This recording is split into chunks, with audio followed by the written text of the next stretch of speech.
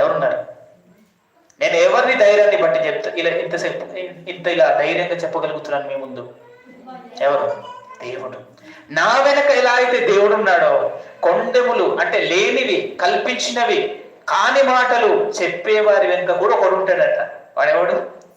సాతాను. ఒకసారి చూడండి, ఆ సాతాను లక్షణాలు కలిగిన ఒక స్త్రీ ఉంది బైబిల్ గ్రంథంలో. మొదటి రాజుల గ్రంథం, త్వరగా ముగించేసుకుందాంలే, ముగింపులో వచ్చాం.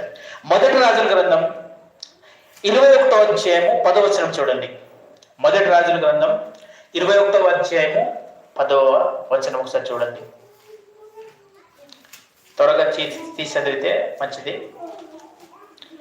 మొదటి రాజుల గ్రంథం 21వ అధ్యాయము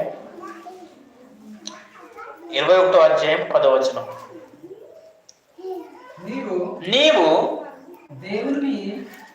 దేవుని రాజును దూషించితివని అతని మీద సాక్ష్యము పలుకుటకు ఆ పనికి మాలిన ఇద్దరు మనుషులను సిద్ధపరచుడి.